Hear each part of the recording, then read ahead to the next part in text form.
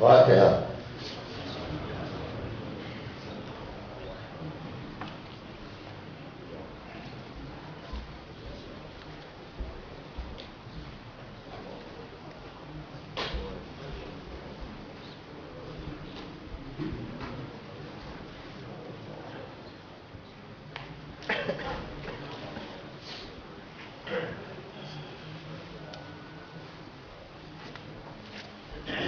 أعوذ بالله السميع العليم من الشيطان اللعين الرجيم. بسم الله الرحمن الرحيم. الحمد لله رب العالمين، والصلاة والسلام على سيدنا وشفيعنا أبي القاسم محمد اللهم صل على محمد وآل محمد وآل الطيبين الطاهرين المعصومين، ولعنة الله على أعدائهم أجمعين من يومنا هذا إلى يوم الدين. أما بعد، فقد قال الله سبحانه تبارك وتعالى في كتابه المبين وهو أصدق الصادقين: لقد من الله على المؤمنين إذ بعث فيهم رسولا من أنفسهم يتلو عليهم آياته ويزكيهم ويعلمهم الكتاب والحكمة وإن كانوا من قبل لفي ضلال مبين.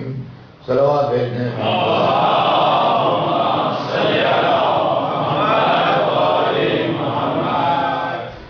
ارشاد اقدس سے جناب رب العزت ہے کہ یقیناً اللہ نے احسان کیا ہے ان مومنین پر کہ انہی میں سے ایک کو رسول منتخب کر کے بھیجا ہے جو ان کے نفسوں میں سے ہے، یعنی ان سے بہت قریب ہے، ان سے بہت کلوز ہے. اس رسول کا کام یہ ہے کہ آیات الہی کی تلاوت کرے، لوگوں کے نفسوں کو برائیوں سے پاک کرے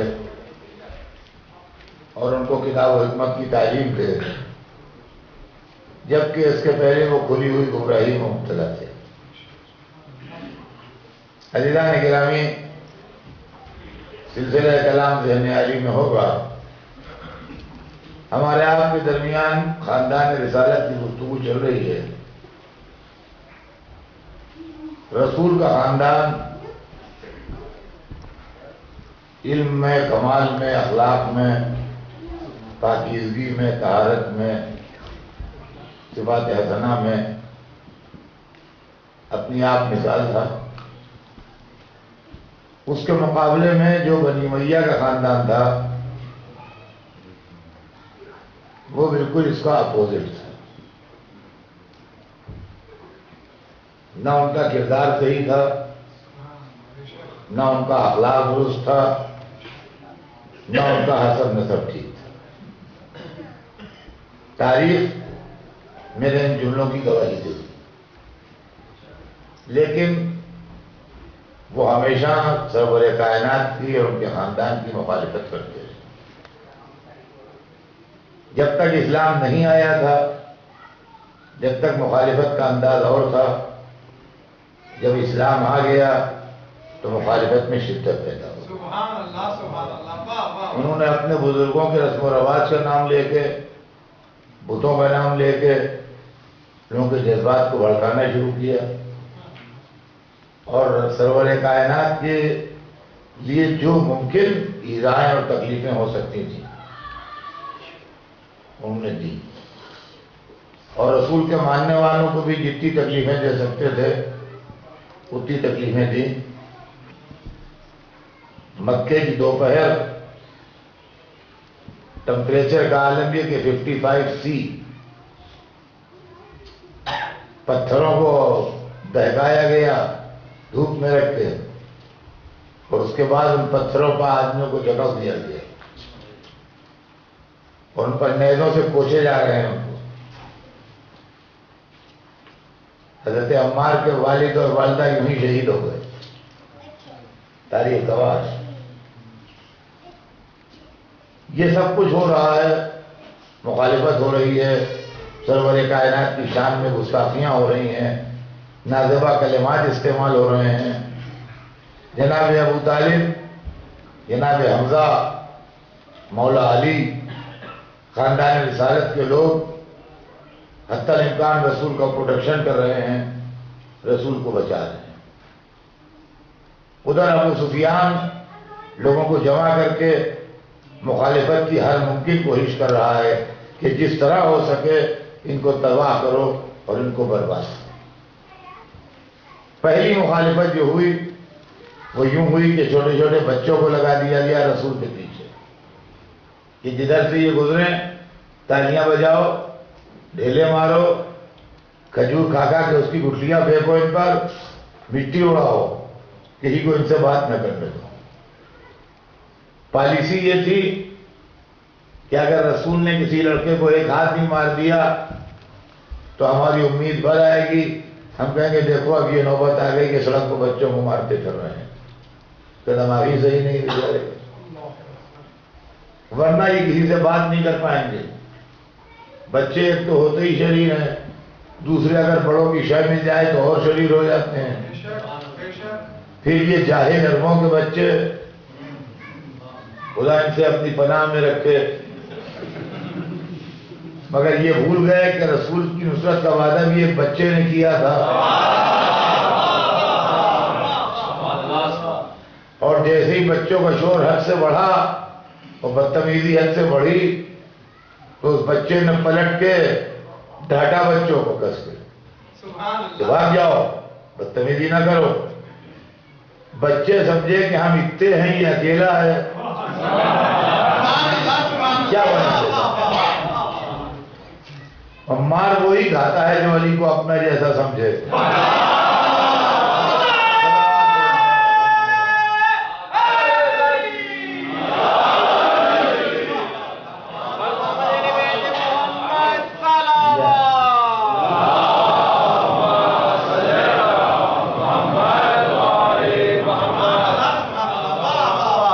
جب زیادہ زور سے ڈانٹا تو کوئی تگڑا سا عرب لڑکا بڑا آیا آگے، کیا بنا لو، کیا کر لو.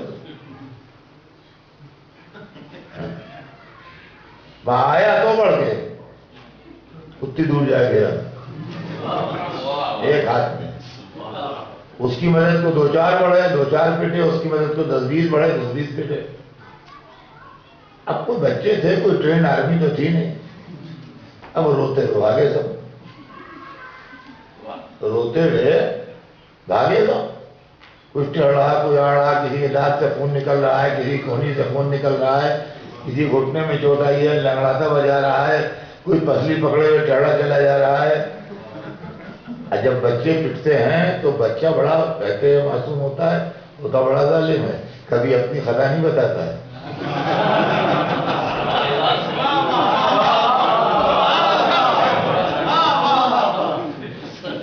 اب وہ جناب گھر میں پہنچے اپنے ماں کے پاس روتے ہوئے کہ بچے کی فطرت ہے، اب پٹتا پٹاتا ہے تو ماں کے پاس جاتا ہے روتا. وہ اپنی ماں کے پاس پہنچے روتے ہوئے کہ علی نے ہمیں مارا، ہم کھڑے ہوئے تھے سڑک پر، علی نے ہمیں مارا ہے، ہم گلی میں جا رہے تھے، علی نے ہمیں مارا ہے، ہمیں گھوسا مار دیا ہے، ہمیں پٹک دیا ہے، ہمارا گھٹنا پھوٹ گیا ہے، ہمارا سر پھٹ گیا ہے، ہماری کونی میں چوٹ آ گئی ہے. یہ سب ہوا تھا معاملہ. تو ہو گئے، اپنی شرارت بتائی نہیں کہ ہم نے کیا کیا تھا. اب جب ان عورتوں نے سنا تو وہ آگ بگولا ہو گئی، اس لیے کہ سب کانٹیننٹ کی عورتیں سب سے زیادہ سیدھی ہوتی ہیں دنیا میں. میرا پوری دنیا کا تجربہ ہے، سب کانٹیننٹ میں نے دیکھے ہیں، پانچوں سب سے سیدھی اور سب سے نیک شریف عورتیں سب کانٹیننٹ کی ہیں، ہندوستان پاکستان کی، بالکل سیدھی. اور دلیل ہے اس کی میرے پاس، دلیل اس کی ہے کہ روٹی پکاتی ہیں۔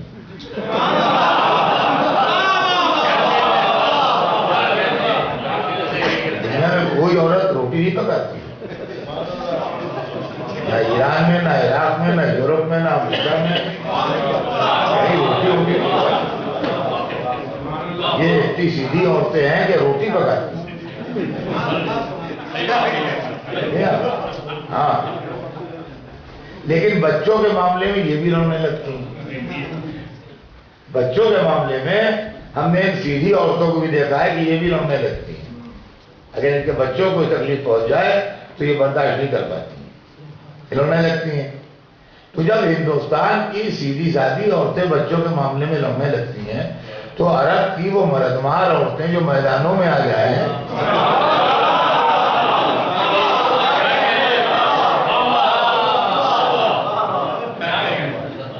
ارے وہ حق کی بات میں کر رہا ہوں،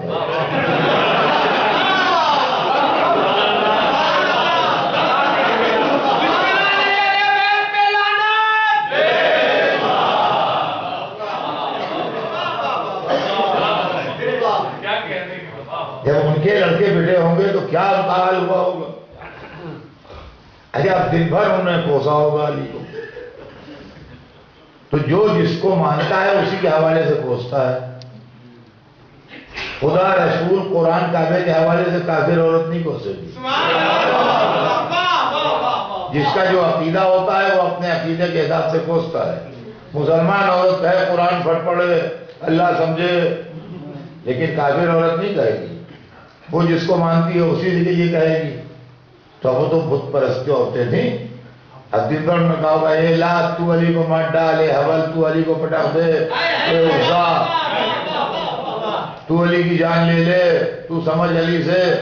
اور وہ بیچارے سب اپنی زبان سے کہہ رہے ہوں گے کہ ہم سے کیا کہتی ہو، جس دن ادھر آ نکلے ہماری خیر نہیں ہے، صلوات بھیجنے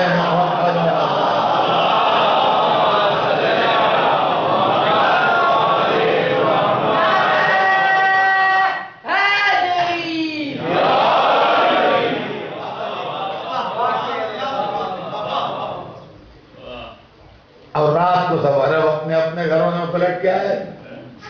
جب آئے تو بیگم صاحب نے اور ایک کی چار لگائی، بہت تفصیل سے انہوں نے بتایا کہ جب سے آیا ہے لڑکا رو رہا ہے، علی نے اس کو پٹا دیا ہے، اس کو سانس لینا مشکل ہو رہی ہے، اس کی پسلی میں درد ہے، اس کی کوہنی پھوٹ گئی ہے، اس کا گھٹنا ٹوٹ گیا ہے، ایک مصیبت میں جان ہے۔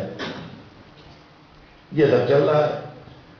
اب رات بھر وہ انگاروں پر لوٹے، لیکن ان کی اسکیم فیل ہوئی۔ انہوں نے لڑکوں سے پوچھا کہ تم نے علی کو مارا نہیں؟ تم کا مارتے کہ آپ خود ہی پٹ گئے؟ تم کا اور کسی نے تمہارا ساتھ نہیں دیا؟ کہا ساتھ کیوں نہیں دیا؟ سب نے ساتھ دیا۔ کیا کیا مار لیا؟ کہا کیا سب پٹ گئے؟ ان کی سمجھ ہی نہیں آ رہا ہے کیسے سب پٹ گئے۔ خیر سویرا ہوا، حضرت ابو طالب کی بیٹھک تھی، وہاں بیٹھتے تھے لوگ، اپنے پرابلمز مسائل لے کے آتے تھے۔ ساری سازش تیسرے دن ایکسپوز ہو گئی، یہ سب پہنچ گئے وہاں۔ ابو طالب تمہارے لڑکے نے ہمارے لڑکے کو کل بہت مارا ہے، ابو طالب تمہارے لڑکے نے ہمارے لڑکے کو بہت مارا، ابو طالب تمہارے لڑکے نے ہمارے لڑکے کی پسلی توڑ دی، گھٹنا پھوڑ دیا، سر پھاڑ ڈالا، جو ہے وہ شکایت کرتا چلا آ رہا ہے۔ ابو طالب بڑے دبدبے کے سردار تھے، ان کے سامنے زیادہ بات چیت نہیں کر سکتے تھے لوگ، وہ بیٹھے سب کی سنتے رہے۔ جب انہوں نے دیکھا کہ سب آ گئے، اب کوئی اور نہیں آ رہا ہے، اور پوری سازش اور کانسپریسی جو تھی وہ بے نقاب ہو گئی، تو ایک دفعہ وہ بولے کہ بھائی تم نے کہا، میں نے سنا، تم اپنے لڑکوں کو منع کر لو، میرے بھتیجے سے نہ بولا کریں، میرا لڑکا بھی نہیں بولے گا۔ سمجھدار باپ نے بیٹے کا مزاج بتا دیا، دنیا دشمنی ہے، محمد چھوڑ دے، علی ہاتھ اٹھانا چھوڑ دیں گے۔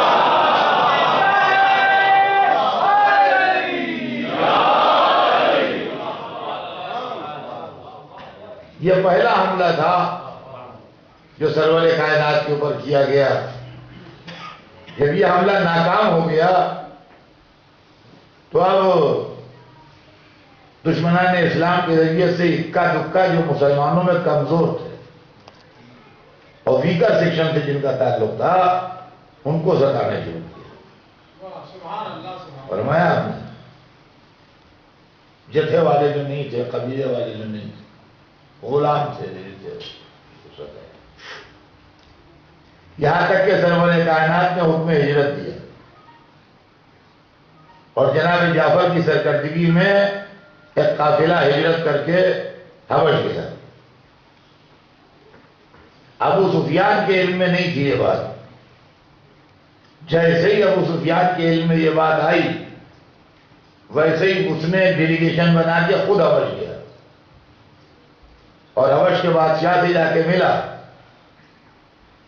اور مل کے اس نے کہا کہ ہماری یہاں سے کچھ بدماش بھاگ کے تیرے یہاں آئے ہیں پناہ لے کے لینے. ہم لوگ اس لیے آئے ہیں کہ تو ان کو ہمارے حوالے کر دے. وہ بادشاہ انصاف پسند تھا. اس نے کہا ایسا ہے کہ کل دربار لگاؤں گا میں، تم بھی آنا، ان کو وہ بھی بلائے جائیں گے، پھر میں کوئی فیصلہ کروں گا، ابھی کچھ نہیں. وہاں دستور یہ تھا کہ جو آدمی دربار میں جاتا تھا وہ بادشاہ کو سجدہ کرتا تھا. ابو سفیان کو کوئی پریشانی نہیں تھی، 360 بتوں کو سجدہ کرتا تھا. ایک مصر کا بادشاہ بھی صحیح، شام حبش کا بادشاہ بھی صحیح. ان کی تو زمین آدھی تھی ادھر ادھر سجدے کرنے کی. انہیں گھٹ سے پہلے سجدہ کیا اور اس کے بعد جا کے بیٹھ گیا وہاں. جناب جعفر بعد میں آئے اپنا ڈیلیگیشن لیے ہوئے. انہوں نے سلام کیا، سجدہ نہیں کیا. وہیں سے ابو سفیان بولا کہ بادشاہ ملاحظہ فرمائیے یہ لوگ کتنے بدتمیز ہیں، انہوں نے سجدہ نہیں کیا. جذبات ابھارے اس پہ. حضرت جعفر نے کہا کہ ہم لوگ مسلمان ہیں، ہم سوائے اللہ کی کسی کو سجدہ نہیں کرتے. ہم نے سلام کیا، بس یہی کافی ہے. انہوں نے کہا آپ بیٹھیے ہماری بات کرتے. ان کا یہ لوگ حضرت عیسیٰ کو نہیں مانتے، حضرت مریم کو نہیں مانتے. قرآن میں جو آیتیں آئی تھیں جناب جعفر نے وہ پڑھ کے سنائی کہ ہمارا عقیدہ جناب عیسیٰ اور جناب مریم کے لیے یہ ہے. اور ایک زبردست تقریر کی اسلام کے اوپر، بڑی فصیح و بلیغ تقریر جو تاریخ کے اندر محفوظ ہے. مختصر یہ ہے کہ جب یہ قرآن کی آیتیں پڑھ رہے تھے تو ان کے پادری جو تھے وہ رو رہے تھے اور کہہ رہے تھے کہ واللہ انجیل میں یہی لکھا ہے، واللہ انجیل میں یہی لکھا ہے، واللہ انجیل میں یہی لکھا ہے. سبحان اللہ سبحان اللہ. واہ واہ. وہ بادشاہ حقیقت سمجھ گیا. انہوں نے کچھ سوالات کیے، کچھ ابو سفیان سے سوال کیے، کچھ جناب جعفر سے سوال کیے، اور اس کے بعد اس نے ابو سفیان سے کہا کہ میں سمجھ گیا کہ بدماش کون ہے. بدماش اصل میں تم ہو جو ان کا پیچھا کرتے ہوئے یہاں تک آئے ہو. چونکہ میرے ملک میں آئے ہو اس لیے میں تمہیں 3 دن کی مہلت دیتا ہوں کہ میرا ملک خالی کر دو. اگر 3 دن کے بعد تم یہاں دکھائی دیے تو میں تمہیں گرفتار کروں گا. 3 دن تک کی تمہیں چھوٹ ہے، 3 دن کے اندر یہاں چلے جاؤ. اور جناب جعفر سے کہا کہ آپ ہمارے مہمان ہیں، آپ سراخوں پر رہیے جب تک آپ کا دل چاہے، اور جو کوئی آپ کو ضرورت ہو آپ سے بتائیے، ہم آپ کے لیے ہر طرح خدمت کے لیے تیار ہیں. یہ ہے جناب جعفر سے اس نے کہا. اس طرح ابو سفیان کا یہ مشن ناکام ہوا. اس کے بعد سرکار دو عالم نے خود ہجرت کی اور ہجرت کر کے مدینے تشریف لائے. ابو سفیان نے لڑائی کا ارینجمنٹ کیا، انتظام کیا اور لشکر بھیجا جو بدر کے میدان میں شکست کھا کے پلٹا اور مولا علی کی تلوار سے ٹکڑے ٹکڑے ہوا. اس کا بدلہ لینے کے لیے سال بھر ابو سفیان اور اس کی بیوی ہندا یہ دونوں چندہ کرتے رہے، حزنیہ گیت گاتے رہے. ان کے گلوں میں ڈھول پڑے ہوئے تھے اور یہ گاتے بجاتے لوگوں کے دروازے بجا کے چندہ لاتے تھے اور لوگوں کے جذبات بھڑکاتے تھے. احد کے میدان میں تگنا لشکر لے کے گئے. لڑائی مولا علی نے جیت لی تھی. بعض مسلمانوں کی غلطی کی وجہ سے لڑائی کا نقشہ بگڑ گیا. مگر زیادہ بگڑنے نہیں پایا. علی کی ذوالفقار نے پھر سرور کائنات کو بچا لیا. اور یہ جنگ بھی کافروں کے حق میں نقصان دہ اور مسلمانوں کے حق میں فائدے مند ہوئی. ابو سفیان پھر تیسری مرتبہ کوشش کر کے تمام علاقوں میں گھوما اور جتنے لوگ اینٹی اسلام تھے ان کا ایک یونائٹڈ فرنٹ بنایا اور ان سے یہ کہا کہ دیکھو آپس میں ہم لڑتے رہیں گے اور لڑتے آئے ہیں. ہمارا آپس کا جھگڑا جو ہے وہ بعد میں طے ہوگا, ورنہ اسلام ہم سب کو کھا جائے گا, نہ ہم رہیں گے نہ تم رہو گے. لہذا اس وقت آپسی جھگڑوں کے ذکر کرنے کی موقع نہیں ہے. آپسی جھگڑے بھول جاؤ اور جتنے فورسز اگینسٹ اسلام ہیں وہ یونائٹ ہو جائیں تاکہ ہم اس مسئلے کو ہمیشہ کے لیے ختم کریں. چنانچہ اسی لیے اس جنگ کو جنگ احزاب کہتے ہیں. حزب عربی میں گروہ کو کہتے ہیں, احزاب جمع ہے یعنی گروہوں کی جنگ, پارٹیوں کی جنگ. یعنی جتنی پارٹیاں اور جتنے گروہ اینٹی اسلام تھے سب ایک ہو گئے اور 10,000 کا لشکر لے کے اس نے مدینہ بچایا. 10,000 کا لشکر لے کے مدینہ بچایا. ہر مرتبہ وہ لشکر کو 3 گنے سے زیادہ بڑھا دیتا تھا. پہلی لڑائی میں 1,000 کا لشکر لایا تھا, دوسری لڑائی میں 3,000 کا لشکر لایا, تیسری لڑائی میں 10,000 کا لشکر لایا. لیکن یہاں بھی مولا علی کی تلوار نے جب عمر کو قتل کر دیا تو لوگ سمجھ گیا کہ اب پار پانا مشکل ہے, اور وہ لشکر ناکام و نامراد واپس چلا گیا. ان میں آپس میں خود پھوٹ پڑ گئی. یہ بھی ابو سفیان ناکام ہو گیا. اب اس کے بعد اس نے خیبر کے یہودیوں کو اونچا کیا. وہاں وہ خود سامنے نہیں لڑا, خیبر کے یہودیوں کو اونچا کر کے اس نے لڑوایا. اس میں بھی اس کو شکست فاش ہوئی اور اس کے اندر بھی اس کو ذلت و خواری اٹھانا پڑا. عزیزان گرامی, یہ جو میں آپ کو سنا رہا ہوں یہ اسلام کی تاریخ ہے. ابو سفیان فتح مکہ تک دشمن اسلام رہا. اب آپ میری طرف متوجہ رہیے گا, اس لیے کہ میں نے جو مضمون شروع کیا تھا آج میں اس مضمون کو ختم کروں گا, اور کل مجلس جو ہوگی اس کے اندر مجھے آپ کو سیرت رسول والے رسول کا ایک نیا رخ پیش کرنا ہے جو کل ہی پیش کر کے کل ہی مکمل کروں گا اور اشرا تمام ہو جائے گا. اس لیے کہ آج تک جو میں پڑھ رہا ہوں وہ ایک بشری سلسلہ ہے. کل میں محمد والے محمد کا نورانی سلسلہ پڑھا, فرمایا آپ نے کل نورانی سلسلہ پڑھوں گا, اور یہ سلسلہ بیان جو پہلے دن سے شروع ہوا تھا یہ میں کوشش کروں گا کہ آج تمام ہو جائے, اور کل میں آپ کو نورانیت رسول والے رسول سناؤں گا کہ دیکھنے میں وہ ہمارے جیسے ہیں, حقیقت میں ہمارے جیسے نہیں ہیں. اور اس کے لیے قرآن پاک سے دلیل ہے. فرمایا آپ نے. تو عزیزان گرامی, اس وقت تو یہ عرض کر رہا تھا کہ فتح مکہ کے دن مسلمان ہوا, یعنی اسلام آنے کے 20 برس کے بعد. اس 20 برس تک جو رسول کو تکلیفیں دیں, جو ایذائیں دیں, جن لوگوں کو قتل کیا, جو لوگ لڑائیوں میں اس کی وجہ سے مارے گئے, جو مشکلات مسلمانوں کو درپیش ہوئیں, سب کا ذمہ دار ابو سفیان, اس کا خاندان اور بنی امیہ ہے. اب سنیے اسلام کی تاریخ کا حادثہ سنیے, اور اسلام کی تاریخ کا حادثہ بہت غور سے سنیے کہ کیا ہوا.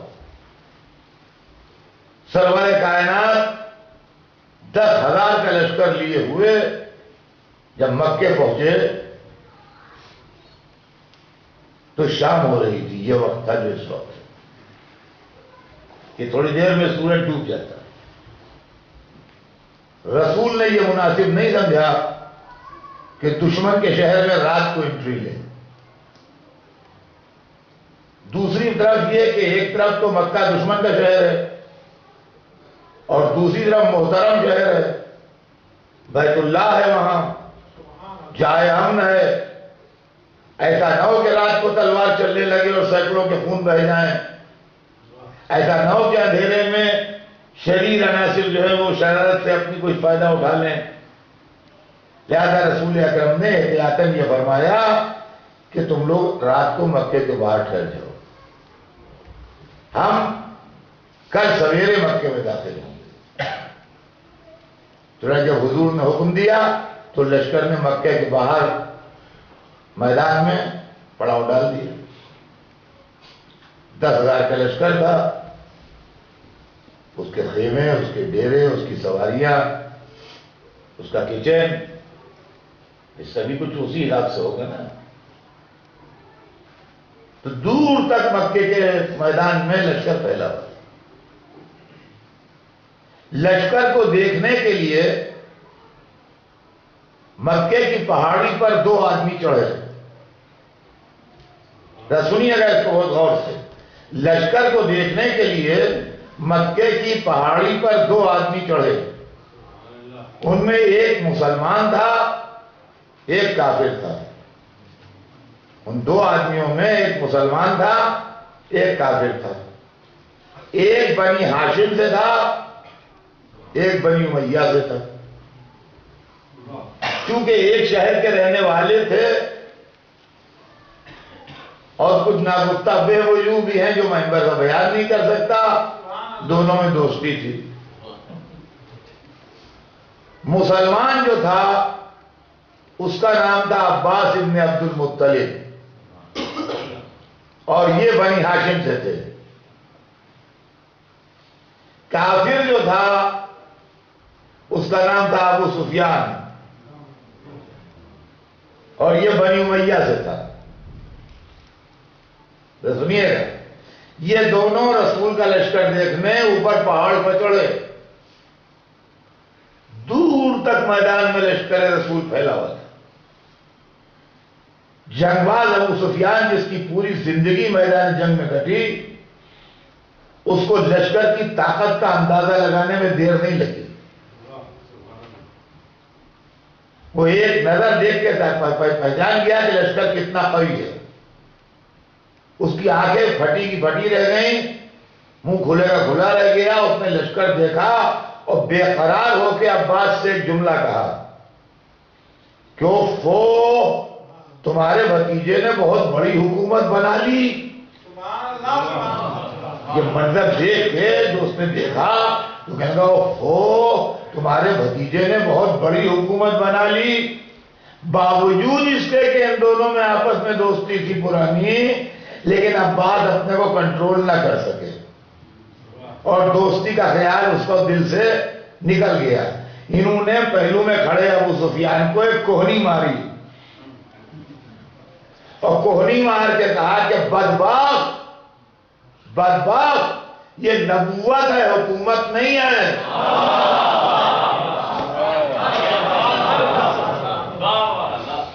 دیکھیے یہ عجب موڑ ہے تاریخ کی. انہوں نے کوہنی ماری اس کو غصے میں اور کہا بدبخت یہ حکومت نہیں ہے, نبوت ہے. ابھی تک سب خیریت ہے, ایک کافر ہے ایک مسلمان ہے. لشکر اسلام کو دیکھ کے مسلمان کہہ رہا ہے یہ نبوت ہے, کافر کہہ رہا ہے یہ حکومت ہے. ابھی کوئی نقصان نہیں ہوا ہے. سویرے مصلحتاً یہ ابو سفیان بھی مسلمان ہو گیا.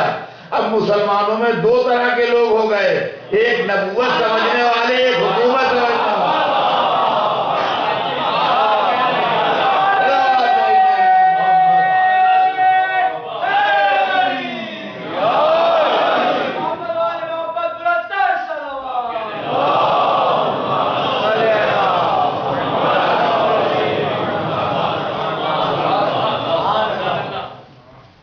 جان کے ڈر سے کلمہ پڑھ لینا آسان ہے, لیکن نظریہ بدلنا مشکل ہے. نظریہ نہیں بدلا کرتے آسانی سے. بدبخت، یہ حکومت نہیں ہے، نبوت ہے۔ رات کو تو بات تمام ہو گئی، سمجھ مجبور تھا وہ کہ اگر کلمہ نہ پڑھے گا تو مر ڈالا جائے گا، لہذا اس نے کلمہ پڑھ لیا۔ اب مسلمانوں میں دو طرح کے لوگ ہو گئے، ایک حکومت سمجھنے والے، ایک نبوت سمجھنے والے۔ نبوت جو سمجھتے ہیں ان کے لیے ریسٹرکشن ہے، یہ حلال ہے، یہ حرام ہے، یہ جائز ہے، یہ ناجائز ہے، یہ شراب ہے، یہ نہ پیو، جھوٹ نہ بولو، نماز قضا نہ کرو، روزہ نہ چھوڑو، سود نہ کھاؤ۔ حکومت سمجھنے والے کے لیے کیا ریسٹرکشن ہے؟ جیسے ملے لاؤ، کیسا دین، کیسا ایمان، کیسی شریعت، کیسا حرام، کیسا حلال، جیسا موقع ہو ویسا کرو تاکہ حکومت قبضے میں رہے۔ اب سمجھے آپ، علی یا علی کے چاہنے والے نہ سمجھ نہیں تھے، مگر ان کے ہاتھوں میں دین کی بیڑیاں پڑی تھیں۔ مسئلے کو سمجھیے آپ کیا ہے۔ ایسا نہیں ہے کہ علی سمجھتے نہیں تھے اور یہ سمجھتے تھے، نہیں، علی ان سے زیادہ سمجھتے تھے، لیکن علی رشوت نہیں دے سکتے تھے، علی مالداروں کو مال خدا نہیں کھلا سکتے تھے، علی ناجائز کام نہیں کر سکتے تھے۔ عزیزان گرامی، دیکھیے جہاں پر آدمی، جہاں تک دین کی بات ہوتی ہے وہاں معاملہ الگ ہے، اور جہاں سے دنیا کی مصلحت ہوتی ہے وہاں معاملہ الگ ہے۔ اس کو سمجھنے کی کوشش کیجیے، بالکل روزمرہ کی زندگی ہے۔ ہم صبح سے شام تک دیکھا کرتے ہیں کہ مذہبی کارڈ کیسے استعمال ہوتے ہیں، صبح سے شام تک دیکھا کرتے ہیں۔ میاں نماز ہے، نماز خالص ایک عبادت کا کام ہے۔ نماز ایک عبادت کا ہے، اس میں ریسٹرکشنز، جسم پاک ہو، کپڑے پاک ہو، وضو کیے ہوئے ہوں آپ، قبلہ رو ہوں، جہاں پڑھ رہے ہیں وہ جگہ غصبی نہ ہو، نجس نہ ہو، سبھی کچھ ریسٹرکشنز ہیں۔ پھر کتنی مقدار میں نماز پڑھیں گے آپ؟ 3 رکعت پڑھیں گے کہ 2 رکعت پڑھیں گے کہ 4 رکعت پڑھیں گے، کیسے پڑھیں گے؟ سبھی کچھ تو ہے نا۔ اب یہ مگر یہ کون سی نماز ہے؟ یہ وہ نماز ہے جو قربتاً اللہ ہوتی ہے۔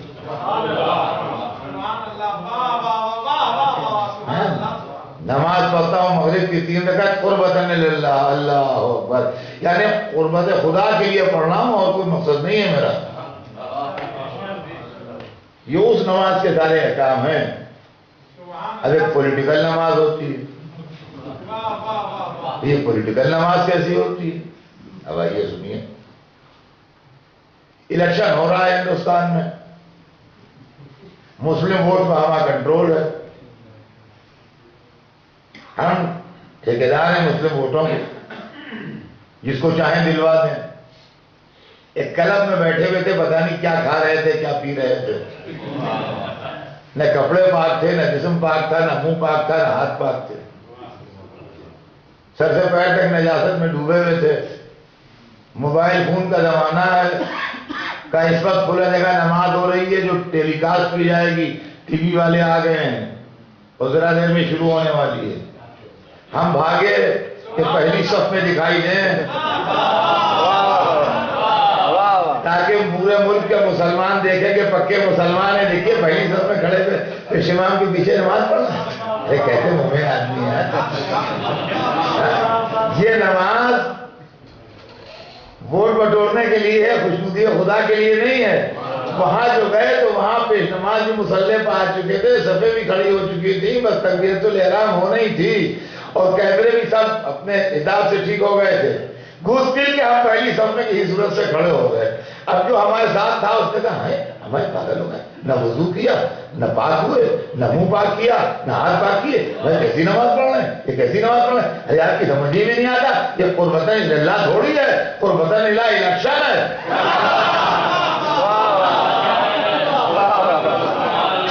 اس کے اندر یہ شرط نہیں ہے کہ کپڑے پاک ہوں، منہ پاک ہو، وضو کیے ہوئے ہوں، اور یہ تو اس لیے ہے کہ ہماری تصویر ساری دنیا میں ٹی وی کے اوپر کہ پہلی صف میں پیشوان کے قریب کھڑے ہوئے بڑے خلوص سے نماز پڑھنا ہے، اور میام میں یہ نماز ہے۔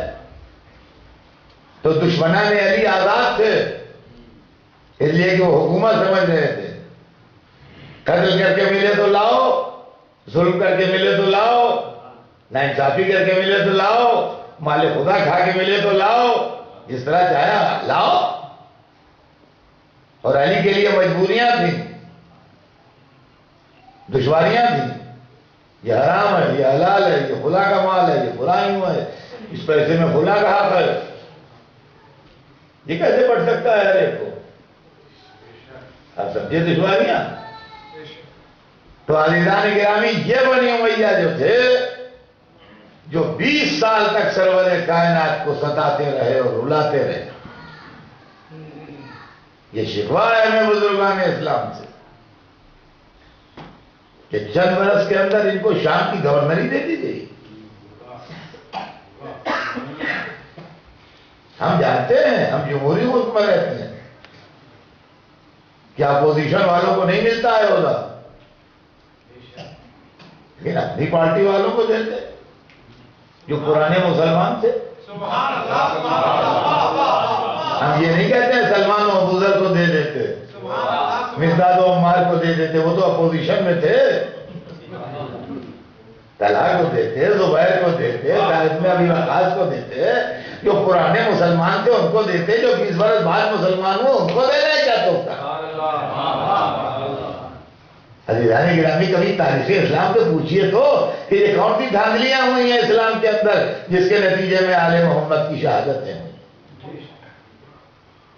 جس کے نتیجے میں رسول کی اولاد قتل ہوئی ہے، جس کے نتیجے میں یہاں سے وہاں تک خاندان رسالت کو برباد کیا گیا ہے، اور اسلام میں پہلی حکومت جو بنی ہے وہ بنی امیہ کی بنی ہے۔ ایک طرف تاریخ یہ لکھتی ہے کہ اسلام میں پہلی حکومت بنی امیہ کی بنی۔ میں نے آپ کے سامنے پیرلل 2 تصویریں پیش کی، اس اشرے میں کوشش کی کہ وہ جھلکیاں نوجوانوں کے سامنے آ جائیں، ایک رسول کا خاندان اور ایک رسول کا مخالف خاندان، دونوں کا حسب نسب، خاندان، کردار، سیرت، حتی الامکان میں نے جہاں تک تہذیب کے دائرے میں رہ کے بیان کر سکتا تھا وہاں تک میں نے بیان کیا۔ سبحان اللہ سبحان جو چیزیں تہذیب سے گری ہوئی تھی وہ نہ بیان کر سکتا ہوں، نہ بیان کر اللہ سبحان اللہ۔ فرمایا آپ نے۔ اب آئیے میں آپ کو آخری بات سناؤں فائنل، جس سے اس بات کا اندازہ ہو جائے کہ سرور کائنات کون ہیں، بنی ہاشم کون ہیں، بنی امیہ کون، اور میں اپنی طرف سے سناؤں گا تو ہو سکتا ہے کوئی مانے کوئی نہ مانے، کسی کو قبول ہو کسی کو نہ ہو۔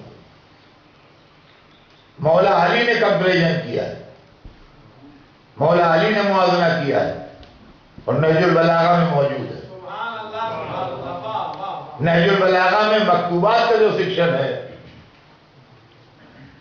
ایک خطبات کا سیکشن ہے، ایک مکتوبات کا سیکشن ہے، جس میں خطوط ہے حضرت کے۔ نہج البلاغہ میں جو حضرت کے خطوط ہیں اس میں حاکم شام کے نام ایک خط ہے، اس میں ہے یہ مضمون جو میں آپ کو سنانے جا رہا ہوں۔ سبحان اللہ۔ اس کے اندر مولا علی نے اپنا اور ان کا موازنہ کیا ہے کہ ہم کون ہیں وہ کون ہیں۔ لکھا ہے معاویہ کو خط میں کہ منا النبی ومنکم المکذب، منا اسد اللہ ومنکم اسد الاحلاف، منا سیدۃ نساء اہل الجنہ ومنکم حمالۃ الحطب، منا سیدہ شباب اہل الجنہ ومنکم صبیان النار۔ تو اپنا میرا مقابلہ کیا کرتا ہے؟ کہا تو کہاں ہے؟ من النبی ومنکم المکذب، نبی ہم میں سے ہے، جھٹلانے والا تم میں سے ہے۔ منا اسد اللہ ومنکم اسد الاحلاف، شیر خدا ہم میں سے ہے، اور جھوٹے معاہدوں کا جو شیر بنا تھا دشمنان اسلام نے بنایا تھا وہ تم میں سے۔ منا سید نساء اہل جنہ، جنت کی عورتوں کی سردار بی بی ہم میں سے ہے، ومن کو حمالۃ الحطب، اور قرآن نے جس کو لکڑیاں ڈھونے والی کہا وہ تم میں سے۔ منا سیدہ شباب اہل جنہ، سردار جوانان جنت بچے ہم میں سے ہیں، ومنکم صبیان النار، اور جن کو جہنمی لڑکے کہا وہ تم میں سے ہیں۔ اب ایک مسلمان کے لیے اختیار ہے، چاہے وہ رسول کو مانے، چاہے جھٹلانے والے کو مانے، چاہے اسد اللہ کو مانے، چاہے اسد الاحلام کو مانے، چاہے جنت کے جوانوں بیویوں کی سردار خاتون کو مانے، چاہے حمالۃ الحطب کو مانے، لکڑیاں ڈھونے والی کو، چاہے جنت کے سردار نوجوانوں کو مانے، اور چاہے مان لے وہ جہنمی لڑکوں۔ ملت مسلمہ کی بات جو لوگ کرتے ہیں، عزیزان گرامی، بنی امیہ کے اقتدار میں آنے کے بعد ملت مسلمہ کی کوئی قیمت ہماری نظر میں رہی نہیں ہے۔ کیسی ملت؟ کون ملت؟ ملت کا کردار لائیے، کریکٹر کے آگے آدمی سر جھکاتا ہے، دولت کے آگے تھوڑی، بادشاہت کے آگے تھوڑی، جو 4 دن میں ختم ہو گئی۔ آج کہاں ہے بنی امیہ کی بادشاہ؟ جن کو فائدہ پہنچا ہوگا وہ اپنے دین بیچیں، ہم کیوں اپنا خواہ مخواہ کے لیے دین بیچیں؟ کہ عزیزان گرامی، توجہ چاہتا ہوں آپ کی اس منزل کے اوپر، خصوصی توجہ، کہ جو ہمارے سامنے ملت کی بات ہوتی ہے تو ہمارے تن بدن میں آگ لگتی ہے کہ آپ کس ملت کی بات کر رہے ہیں، اور ملت نے ہم کو کیا دیا؟ ہمارے کلیجے کاٹے نکالیے، ملت جو کچھ کر کے بیٹھی ہے۔ میں مثال دیتا ہوں آپ کو، سمجھاتا ہوں، ابھی بچوں کی رہنے بات آئے گی۔ صاحب آپ نے کہا اثر صاحب ہم نے بہت عمدہ محل بنوایا ہے، آن کے دیکھ جائیے، اتفاق ہمارے چاہنے والے ہیں، دیکھ کے خوش ہوں گے۔ ملبورن میں ایسا محل نہیں ملے گا آپ کو جیسا ہم نے بنوایا، عالیشان محل بنوایا۔ آپ چاہنے والے ہیں، خوش ہونے والے ہیں، اس لیے آپ سے کہہ رہے ہیں۔ ایسا ایک دن ہم چلے گئے دیکھنے، واقعہ لاجواب محل تھا، دیکھ کے آگے گر گئی، بہترین مکان، دیکھا کرے آدمی۔ خیر بیٹھے وہاں، تعریف کی، مبارکباد دی، یہ کیا وہ کیا، چائے پی، ایسا ظہر کا وقت ہو گیا۔ ہم نے کہا آئے ہیں تو نماز بھی آپ ہی کیا پڑھنا؟ کہیں ہاں بالکل بالکل، اس سے بڑھ کے کیا، ضرور پڑھ لیجیے۔ یہاں نہیں میں آپ کو لے چلتا ہوں، آئیے آپ ایک کمرے مجھے لائے الگ، چلیے بالکل پاک و پاکیزہ کمرہ ہے یہ، ایک دم ہر چیز پاک ہے اس میں، آپ یہاں نماز پڑھیے۔ کہ میں نے نماز کے لیے محسوس کیا، سب واش بیسن وغیرہ سب بالکل پاک، ہر چیز ایک دم صحیح، اطمینان کا وضو کیجیے، نماز پڑھیے۔ آپ کا گھر ہے، مجھے کوئی حق نہیں پوچھنے کا کہ یہ کمرہ جتنا پاک ہے ایسے ہی پورا گھر کیوں نہیں پاک۔ آپ کا رہائشی گھر ہے، پتہ نہیں آپ کیا، کون آتا ہے، کون نوکر ہے، کون کیا ہے، کیا صورت ہے۔ آپ نے نماز پڑھنے کے لیے بالکل پاک و پاکیزہ ایک علاقہ الگ کر دیا ہے کہ یہاں کے اوپر آپ آن کی نماز پڑھیے، جس کو نماز پڑھنا ہوتا ہے نماز پڑھیے۔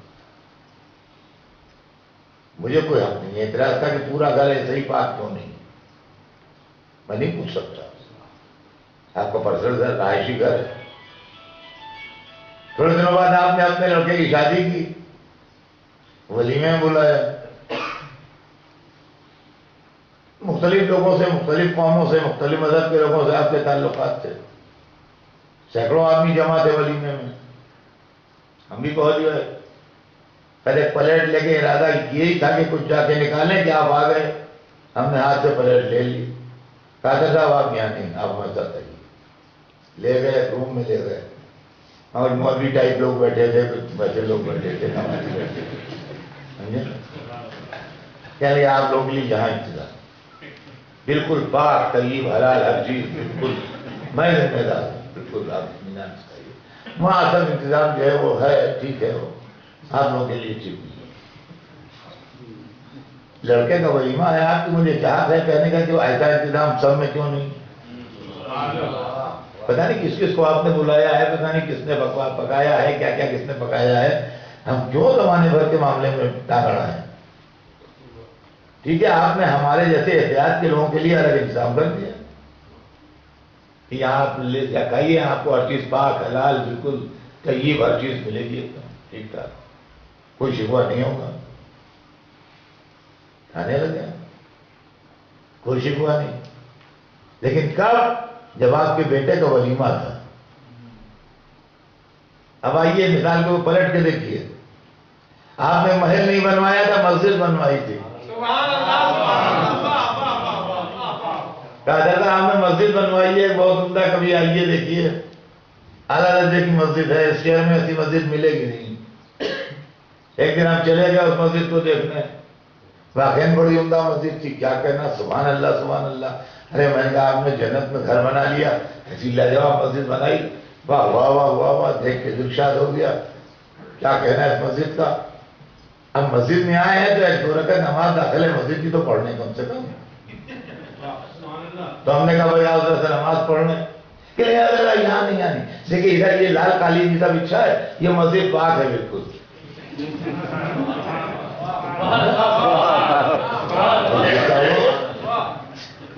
یہ بقیہ مسجد نجس ہے؟ مسجد اور نجس، یہ ہماری سمجھ میں نہیں آتا، یہ کیا چکر ہے؟ مسجد بھی اور نجس بھی۔ ولیمے میں بلایا تھا آپ نے تو آپ ان کو الگ لے گئے کھلانے کے لیے دوسرے روم میں کہ یہاں سب پاک و طیب و حلال کھانا آیا، آپ آئیے۔ اب آپ نے کہا نظر مولا ہے آئیے گا، ہم پہنچ گئے وہاں نظر چکھنے جو بیٹھے، آپ نے کہا چلا آپ یہاں نہیں، اب ادھر آئیے گا اس طرح، یہ بالکل حلال و پاک نظر ہے۔ ہم نے کہا نظر مولا بھی نجس و حرام بھی ہوتی ہے، لیکن یہ حلق سے نہیں اترتا۔ وہ ٹھیک ہے کہ ولیمے میں آپ نے کہہ دیا کہ یہ پاک و حلال ہے، یہ کھائیے، گھر میں آپ نے کہہ دیا یہ حصہ پاک ہے یا نماز پڑھیے، لیکن مسجد ہے وہ پاک ہے اور نظر ہے وہ حلال ہے، یہ سمجھ میں نہیں آ رہی ہے بات۔ آپ کہیے یہ آپ کیا پڑھنے لگے پڑھتے پڑھتے؟ ہم ملت کی داستان آپ کو سنا رہے ہیں جو ہم نے پہلے کہا، جو مذہب کے ساتھ ملت نے کھیل کیا ہے۔ حدیث کے معنی ہیں سینگ آف پرافٹ، قول رسول۔ میری گفتگو ہو یا آپ کی گفتگو ہو وہ حدیث نہیں ہوگی، حدیث قول رسول کو کہتے ہیں۔ اخبار میں کچھ چھپے تو اخبار کا چھپا ہے، حدیث نہیں ہے۔ کسی کتاب میں لکھا ہو تو اس کتاب کا لکھا ہے، حدیث نہیں ہے۔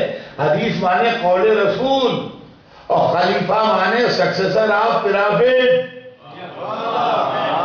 سلطان کے معنی اور ہیں، کنگ کے معنی اور ہیں، ملک کے معنی اور ہیں، لیکن خلیفہ مانے نائب رسول۔ یہ مذہبی ٹرم ہے، خلیفہ بھی اور حدیث بھی۔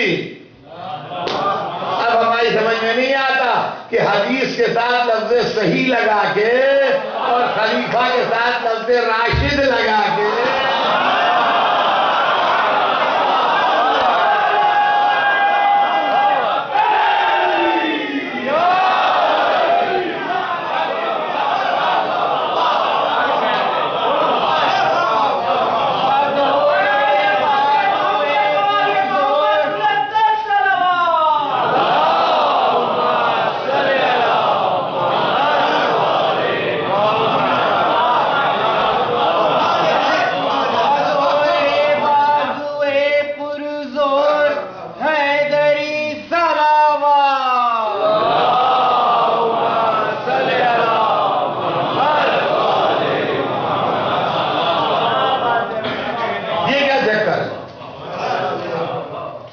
مذہبی اصطلاحیں ہیں۔ حدیث بھی ہے اور غلط بھی ہے، یہ صحیح ہے۔ خلیفہ بھی ہے، غیر راشد بھی ہے، بھائی اتنے صحیح ہے۔ نیاز بھی ہے اور حرام بھی ہے، مسجد بھی ہے اور نجس بھی ہے۔ حدیث تو ملت ملت ملت ملت کی بات، اب کیا کرتے ہیں؟ ملت کچھ نہیں، اگر آل رسول نہ ہوتے تو اسلام ماننے کے قابل دین نہیں تھا۔ ملت کا تو یہ کیریکٹر ہے، امت امہ امہ وہ گرد سے کہتے ہیں لوگ کہ جی ٹیلی فون کے خاص ہو جائے مسلم امہ. ہاں تو پوچھو امہ.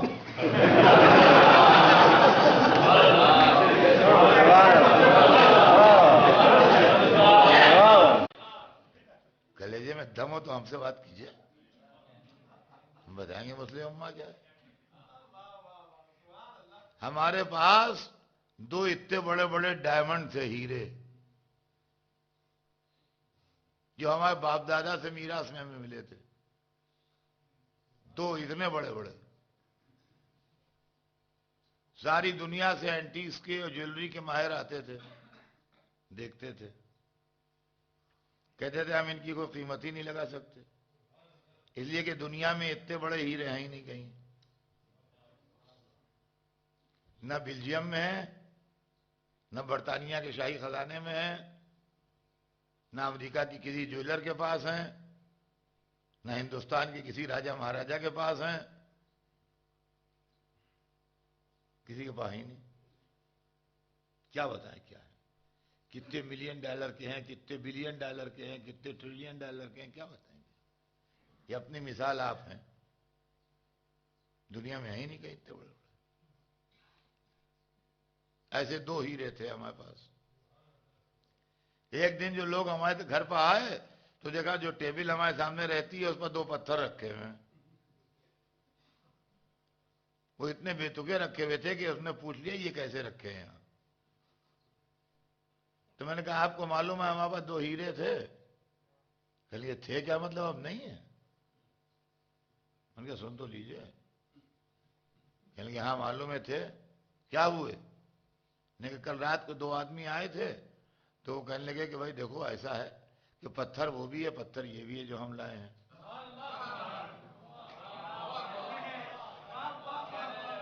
تو ایسا ہے کہ بدل لو،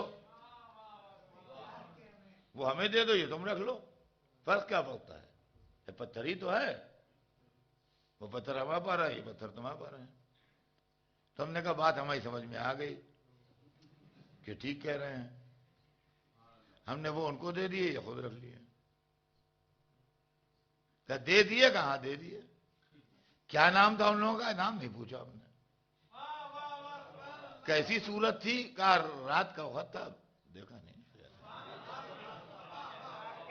لے گئے. کہاں لے گئے؟ لے گئے.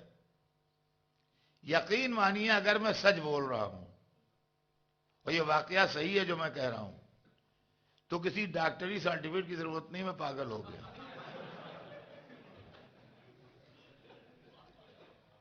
اتنا مور دین انف ہے میرے پاگل پن کے ثبوت کے لیے. سمجھے آپ؟ یقین مانیے کہ اس خیال نے کہ جو میرے پاس ہے وہ کسی کے پاس نہیں ہے، اور اتنی دولت ہے اور یہ وہ ہے، یہ خیالات دماغ میں گھومتے رہے، آخر میں پاگل ہو گئے. وہ پتھر دے دیے کسی کو. اگر سچ بول رہا ہوں تو پاگل ہوں، اور اگر میں نے کہیں چھپا دیے ہیں اور یہ ناٹک کر رہا ہوں اور جھوٹ بول رہا ہوں تو اس کا مطلب یہ ہے کہ ان ہیروں میں میرے خاندان والوں کا بھی حصہ ہے، میرے بھائیوں کا، اس لیے کہ خاندانی ہیں یہ. تو وہ کلیم نہ کریں اور سارے دونوں ہیرے میرے قبضے میں رہیں، میں ان کا حق کھانا چاہتا ہوں. اور میں نے پاگل پن کے ناٹک کر کے ان کو چھپا دیا ہے کہیں. تو یقین مانیے کہ میں چور ہوں جو اپنے بھائیوں کا حصہ چرا رہا ہوں. میں چور ہوں جو اپنے بھائیوں کا حصہ چرا رہا ہوں. اگر سچ بول رہا ہوں تو پاگل ہوں، اگر جھوٹ بول رہا ہوں تو چور ہوں. نہ پاگل پر بھروسہ کیا جا سکتا ہے، نہ چور پر بھروسہ کیا جا سکتا ہے. کیا امہ لوگ کرتے ہیں. اللہ نے اس امت محمدی کو ایسے 2 ہیرے دیے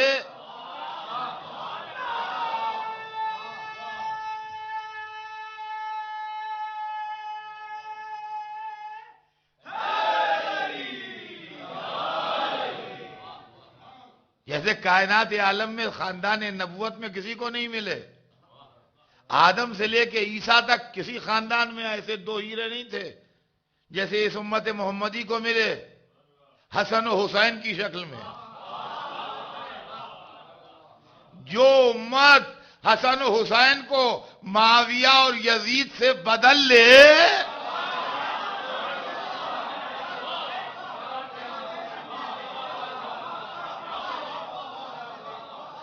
ان دو لاجواب ہیروں کو پتھروں سے بدل لے یا پاگل ہے یا چور ہے.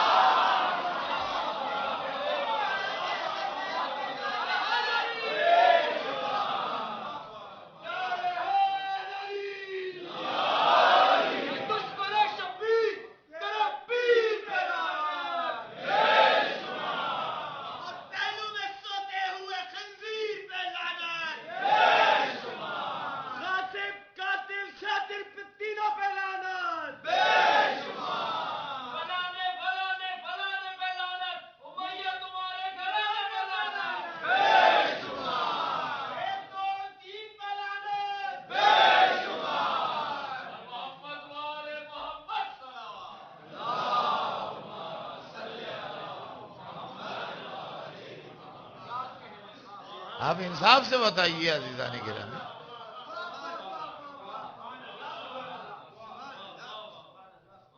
سوچئے تو صحیح کبھی ٹھنڈے دل سے غور کیجئے کہ حسن و حسین کو چھوڑ دیا اور معاویہ اور یزید کو لے لیا. پھر امہ کہا کہ امہ کیسی امت؟ کیا دانش مندی کی امت میں کیا حاصل ہوا اس امت کو؟ رسول کے نواسوں کو چھوڑ دیا، آل محمد کو چھوڑ کے آل ابو سفیان کو لے لیا. یہ کون سی امت ہے؟ عزیزان گرامی، یہ سارے مسائل جو ہیں یہ نام حسین کے سامنے آتے ہیں. اور آج وہی طاقتیں 1400 برس سے اس بات کے لیے کوشاں ہیں کہ ذکر حسین پر ہو جائے. اس لیے کل حسین نے ان کو ایکسپوز کیا تھا، آج ذکر حسین ان کو ایکسپوز کرتا ہے.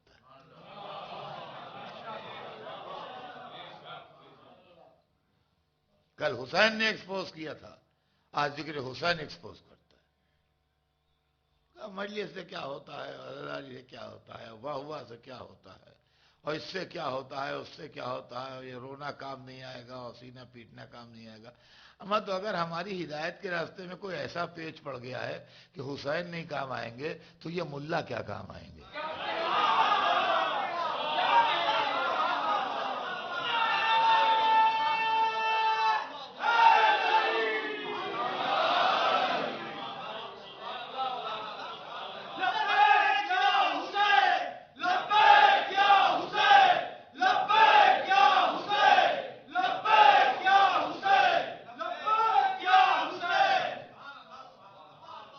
ایک عجب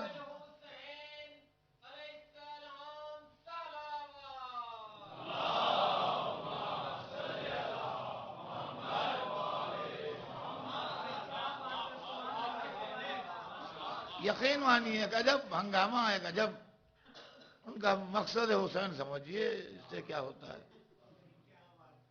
مقصد حسین سمجھیے،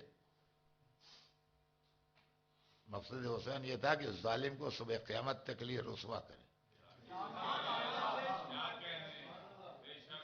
اور یہ مجلسیں لوگوں کو مقصد حسین سے ہم آہنگ کرتی، یہ عزاداری مقصد حسین سے ہم آہنگ کرتی. یہ عزاداری جو ہم کرتے ہیں یہ بربنائے محبت، اس کی تہ میں محبت اہل بیت کے جذبہ کار فرمائے جو آدمیوں کو دور دور سے لے آتا ہے ذکر حسین سننے کے لیے. ورنہ اس مصروف دنیا میں آدمی کو فرصت نہیں ہے، اپنے بال بچوں کے ساتھ وقت گزارنے کی فرصت نہیں ہے. یہ لوگ مجلس میں 2 گھنٹے آ کے بیٹھ جاتے ہیں. یعنی کہ اس کے اوپر سے یہ الزام ہے، اور وہ پڑھ دیتے ہیں کہ وہ مجلس میں بیٹھ جاؤ تمہارا گناہ معاف ہے. کوئی نہیں پڑھتا کہ مجلس میں بیٹھ جاؤ گناہ معاف ہے. ہم نے گناہوں کی معافی ہے، جنت کی بات کبھی نہیں کی ہے.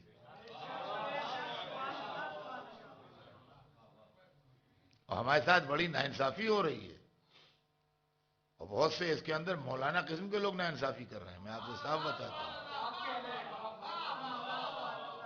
تو بھولے والے عوام میں آ کے ایسی باتیں پڑھ جاتے ہیں کہ ان کے دماغ میں گڑبڑ ہو. ایک آدمی بہت بیمار ہے، سنیے، بالکل لاسٹ اسٹیج ہے اس کا، بس قدرت خدا ہے کہ جو موت نہیں آئی ہے، سانس چل رہی ہے. اس کو ٹی بی بھی ہے، سارے پھیپھڑے اس کے گل گئے ہیں. اس کو کینسر بھی ہے، اس کو ایڈس بھی ہے. ہر ایسا مرض ہے جس میں آدمی مر جاتا ہے، سمجھے آپ. اور بالکل اب آخری اسٹیج ہے اس کا، مگر ابھی مرا نہیں ہے، زندہ ہے. پورا ریکارڈ بھی اس کا سرانے رکھا ہوا ہے، رپورٹیں بھی رکھی ہے، نسخے بھی رکھے. ڈاکٹروں کی ایک بہت بڑی ٹیم آئی جو سارے ورلڈ کے ڈاکٹر تھے، مشہور بڑے اور بڑے ایکسپرٹ مختلف امراض کے. وہ اس کی وزٹ کو بھی آ گئے. انہوں نے اس کا ریکارڈ دیکھا، اس کی حالت دیکھی، اس کے نسخے دیکھے. سب کچھ دیکھنے کے بعد مسکرائے، کہ لیں تم خواہ پریشان ہو، تم مرو گے نہیں، ٹھیک ہو جاؤ گے. تم مرو گے نہیں، تم گھبراؤ نہیں، تم مرو گے نہیں، ٹھیک ہو جاؤ گے. ہم نسخہ لکھے دیتے ہیں، یہ استعمال کرو، ٹھیک ہو جاؤ گے. ایسی کوئی بات نہیں ہے. وہ جناب ڈاکٹروں کی ٹیم نسخہ لکھ کے چلی گئی. ہمارا الٹا کام ہو رہا ہے، خاندان بھر مریض سے لڑنے کھڑا ہو گیا.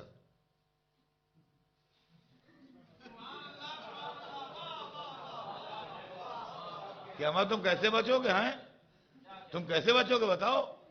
کوئی کینسر میں بچا ہے یا تم بچو گے؟ کوئی لاسٹ اسٹیج میں بچا ہے یا تم بچو گے؟ کوئی ٹی بی میں بچا ہے یا تم بچو گے؟ کوئی ایڈس میں بچا ہے تم کیسے بچو گے؟ ہم خاندان بہت سے لڑ رہا ہے.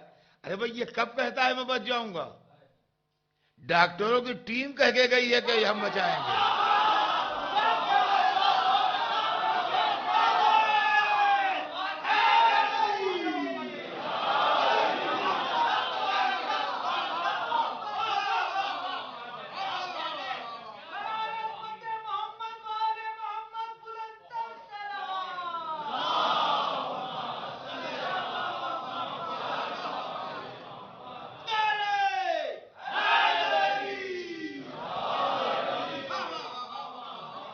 ہم نے تو ایک لفظ نہیں کہا، رسول اللہ کہہ گئے، من مات علی حب آل محمد مات مغفورا.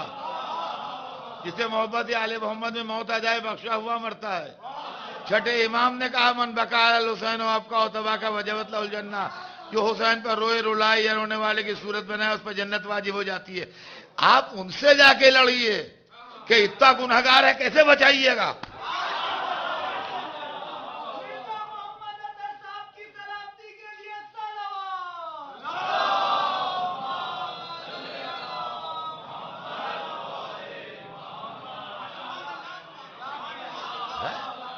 ہے رسول اللہ سے جا کے لڑیے کہ کیسے کہہ دیا آپ نے کہ جو محبت اہل بیت میں مرے گا وہ بخشا وہ مرتا ہے. پھر یہ سننے کے بعد عمل کون کرے گا؟ ان کو بھی تو معلوم ہے کچھ ان سے زیادہ بھی اسلام کے چاہنے والے پڑے ہیں.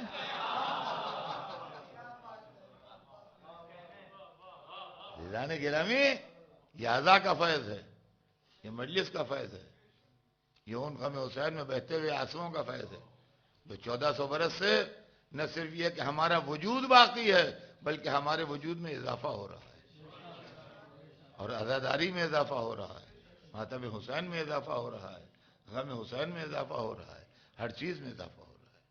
جہاں جہاں حسین کے چاہنے والے جا رہے ہیں، جن جن ملکوں میں حسین کے چاہنے والے پھیل رہے ہیں، وہاں یا حسین کی صدا ہے. کل بہن تڑپ رہی تھی بھائی پر رونے کے لیے، کل بیٹی بے چین تھی باپ پر ماتم کرنے کے لیے، کل سید سجاد رو نہیں سکتے تھے اپنے بابا پر، مجلس اذان نہیں برپا کر سکتے تھے.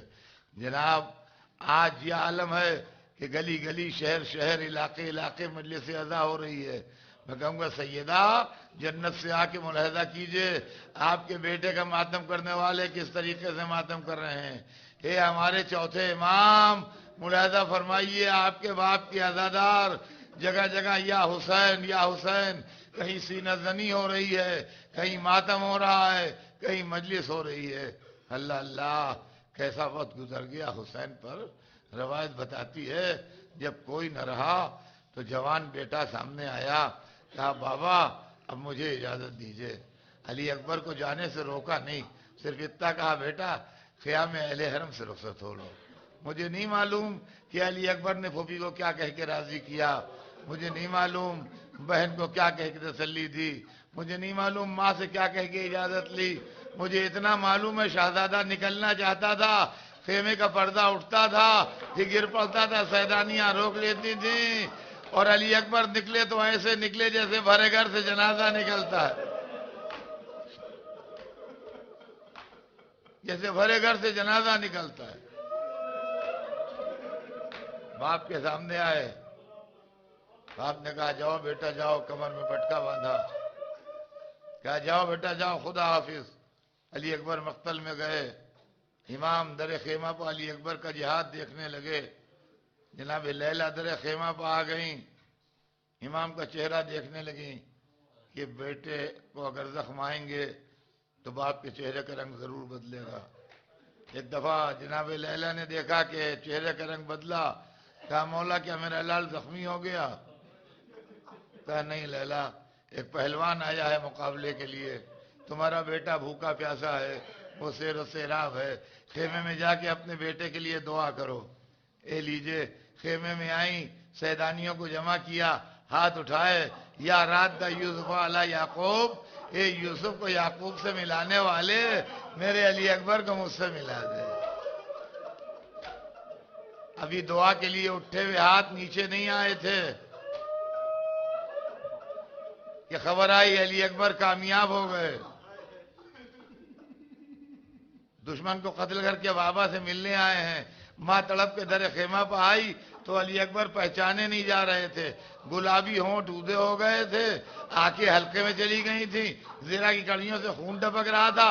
کہہ رہے تھے یا بتا اللہ تشوقت قتلنی، بابا پیاس مارے ڈال رہی ہے. حسین کہہ رہے تھے بیٹا ان قریب تیرے دادا تجھے آب کوثر سے سیراب کریں گے. علی اکبر پھر مقتل میں چلے گئے، لیلا خیمے کے اندر چلی گئیں، ایسا لگا جیسے ڈیوٹی بدل گئی. لیلا خیمے کے اندر چلی گئیں، زینب در خیمہ پہ آ گئیں. حسین خیمے کے دروازے پہ کھڑے ہو گئے، کیا آواز کے منتظر ہوں. ایک دفعہ کسی نے آواز دی بابا میرا سلام لیجئے. حسین چلے یا علی یا علی یا علی. جوان بیٹے کے پاس پہنچے، بیٹا زندہ تھا، کہا بابا میرے دادا آ گئے، ہاتھ میں جام کوثر لیے ہیں. حسین نے سینے سے برچھی نکالی، علی اکبر کا دم بھی نکل گیا، منہ پہ منہ رکھ دیا، یا بنیا لقد